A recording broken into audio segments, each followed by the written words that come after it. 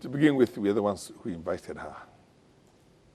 We invited her. You remember the president sent Minister Amina to go and deliver an official invitation for her to come and visit us.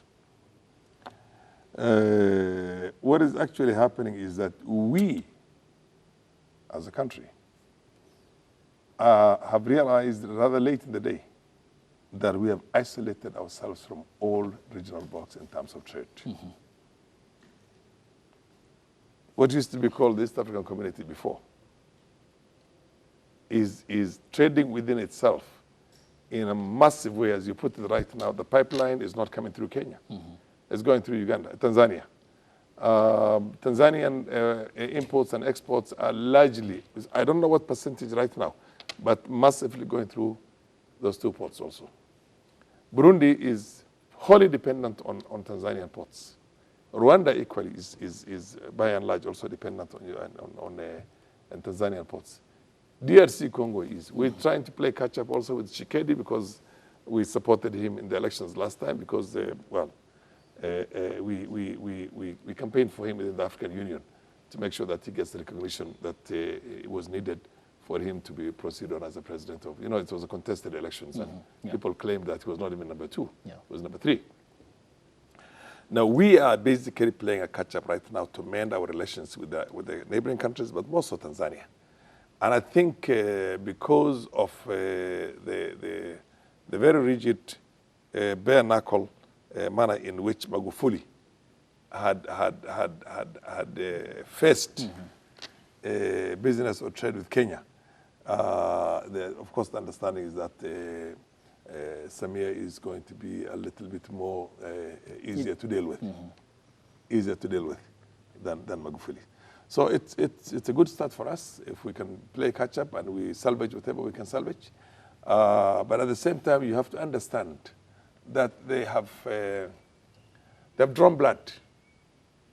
The policy of Magufuli has actually balanced the trade between the two countries, and trade imbalance right now is in favor of Tanzania. Tanzania is exporting more into Kenya right now, as opposed to Kenya exporting more, into Tanzania.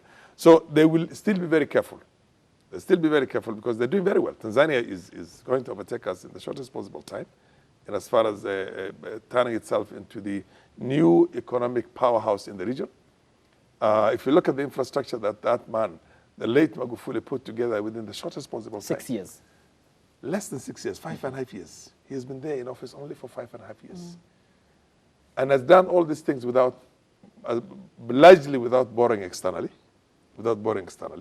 You saw the plane she came with last time. Yeah, Air Tanzania. Air Tanzania, right now, which has many planes, by the way. All bought cash, by and large. Dar es Salaam, you go and see the flyovers in Dar es Salaam, and probably when we finish our expressway right now, we might look close to them, but not as good as them still. And done for a fraction of what it's costing us here. Done for a fraction of what it's costing us here is Tanzania and the roads network that's building up in that place. Tanzania has taken off with what you call escape velocity. I mean, it's going very fast.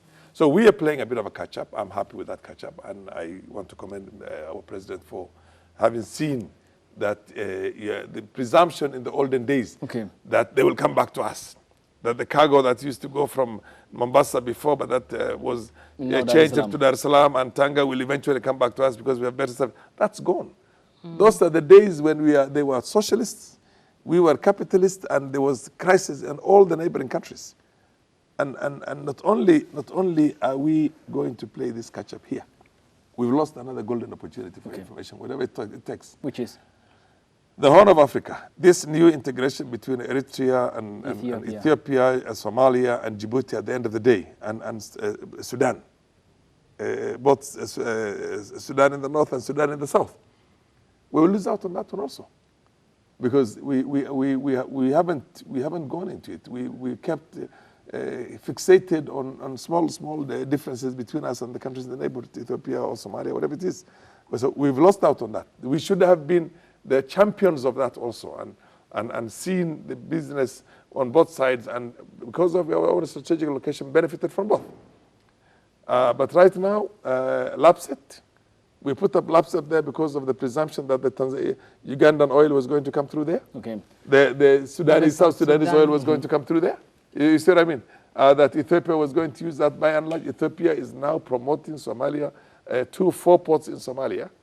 At some stage when they go through the elections, they're going to develop those 4 ports to use that and disabuse themselves from that exclusive Djibouti before, because Djibouti literally had a monopoly of that. And with the war in Tigray coming to an end, you can rest assured it's just a matter of time before Assab and Massawa are also going to be used for Ethiopian imports and exports. Okay.